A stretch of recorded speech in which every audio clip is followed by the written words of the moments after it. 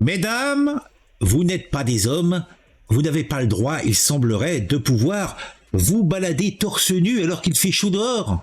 Eh oui, c'est scandaleux. Je suis de tout cœur avec vous, je vous comprends, c'est une lutte estimable et je serai votre soutien permanent. Car si les bonhommes peuvent se balader tétons à l'air, pourquoi les femmes ne pourraient pas en faire de même? Cela me semble tout à fait normal. Voilà, ceci étant dit, nous avons un article de Actu Cantal qui nous propose des informations sur un sujet lié. Puisqu'en effet, Marina s'est retrouvée verbalisée puisqu'elle marchait seins nus lors du festival d'Aurillac. Et je la comprends, la pauvresse, puisqu'il faisait pas moins de 35 degrés dans les rues lors de cette heure marche qui fut somme toute festive.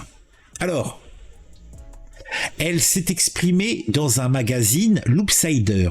La jeune femme, verbalisée lors du festival de Riac, car elle se promenait seins nus, explique ne pas avoir voulu provoquer qui que ce soit. Eh oui, cette histoire aurait pu en rester là, avec une simple amende. Bon, elle n'aurait pas été contente, mais il y a eu, comme qui dirait, Pierre qui mousse n'amasse pas mousse peut-être, mais a amassé les problèmes. Puisque on était sur une simple amende, et en outre d'avoir fait couler quelques articles, ça a aussi généré de dégâts conséquents, très très conséquents. Mais attendez, je vais vous lire tout ça. Marina, festivalière au festival du théâtre de rue de Riac, c'était un festival du théâtre de rue, ok d'accord, a reçu une amende le 23 août dernier, jour d'ouverture des festivités de la part des forces de l'ordre, parce qu'elle déambulait dans les rues de la ville, seins nus, sous une chaleur accablante. Dans une interview pour le média Loopsider, publiée sur X, anciennement Twitter, la jeune femme s'est exprimée. Elle déclare « J'ai vraiment enlevé mon t-shirt, non pas pour provoquer, mais simplement parce que j'avais très très chaud. Et à l'évocation de sa poitrine offerte, moi aussi, j'ai très très chaud. »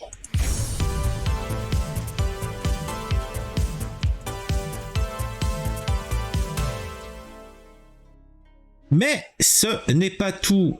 La jeune femme complète en disant que la moitié des hommes autour d'elle n'avaient pas de t-shirt non plus. Et d'ailleurs, pas mal de femmes. Donc, je me suis senti légitime et à l'aise pour enlever mon t-shirt. Alors, il semblerait que les femmes qui étaient autour d'elle et qui n'avaient pas de t-shirt avaient une poitrine qui était pratiquement absente, qu'elle avait a priori une poitrine plantureuse. Je ne sais pas, en tout cas c'est peut-être une raison. En tout cas, lorsque les policiers lui ont demandé de remettre son t-shirt, elle leur a répondu « Est-ce que vous dites la même chose aux hommes ?» Bah oui, mais là encore, je comprends pas pourquoi les gens discutent avec des policiers. Les policiers, c'est buté, on discute pas avec un policier. S'il te dit remets ton t-shirt, tu le renlèves 5 minutes plus tard s'il faut, mais quand il te dit un truc, tu le fais, et puis voilà, c'est tout.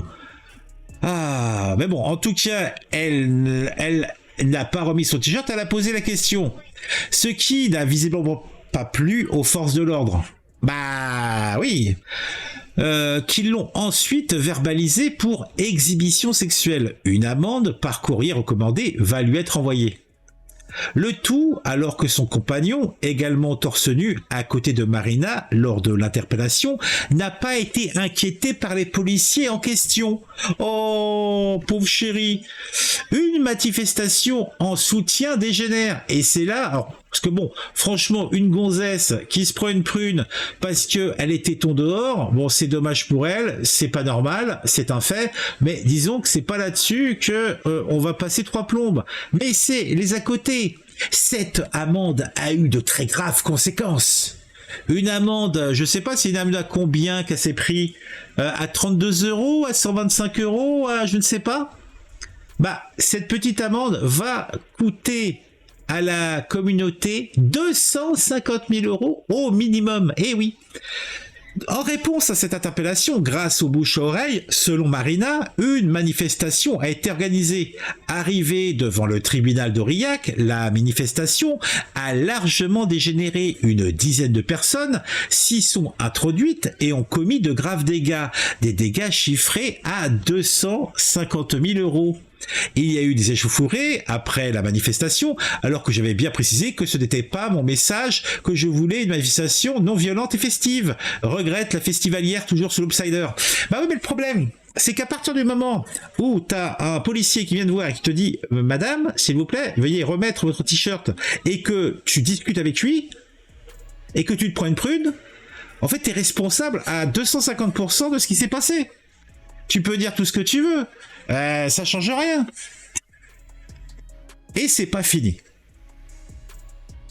Parce que il y a notre ministre de la Justice, Éric Dupond-Moretti, qui s'est saisi du truc et il a carrément pris.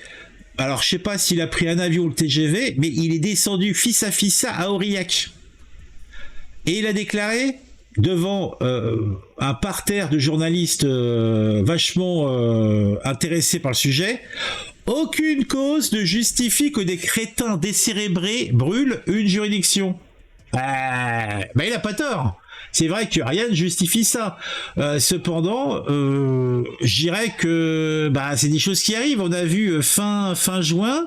Bon, effectivement, ce n'était pas simplement une prune. Il y a un mec qui s'est pris une bastos et ça a généré en émeute. Là, on va dire que vu que on peut a priori en France faire des émeutes, faire du tintouin à droite à gauche sans conséquence à partir du moment que on est une foule et que en fin de compte on n'a pas d'objectif précis, on risque rien en France.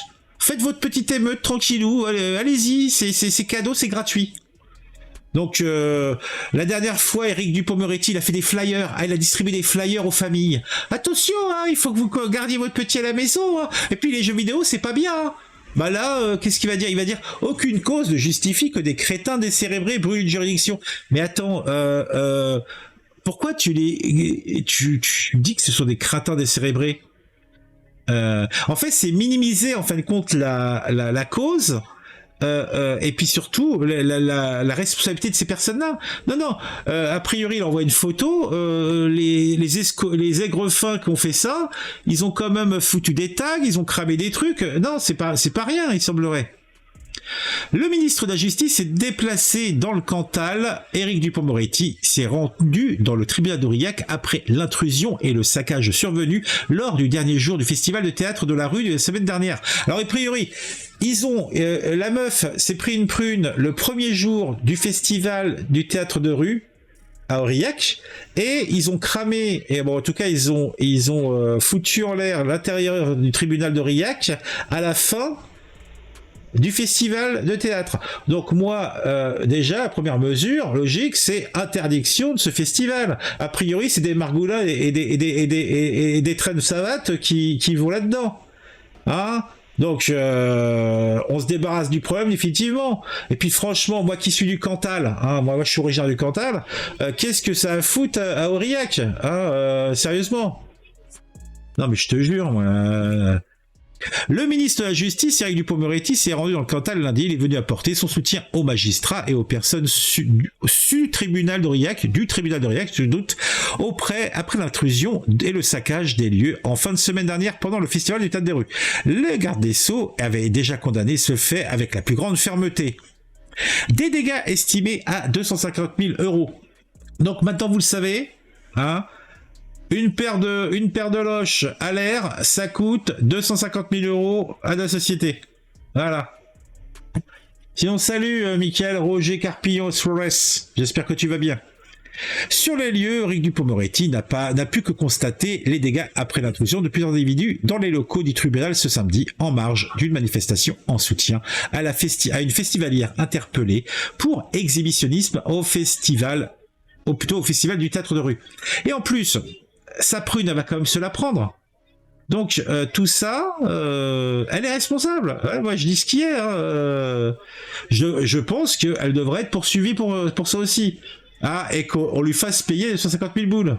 Bah oui, pourquoi pas. Ah, on n'est pas à ça près. Hein. Sur place, les dégradations sont nombreuses. Des armoires ont été abîmées, des vitres de salles d'audience brisées. J'ai fait le tour de tous les locaux dégradés. C'est un spectacle de désolation, a constaté le ministre de la Justice qui évoque 250 000 € de dégradation. Il m'avait l'air moins...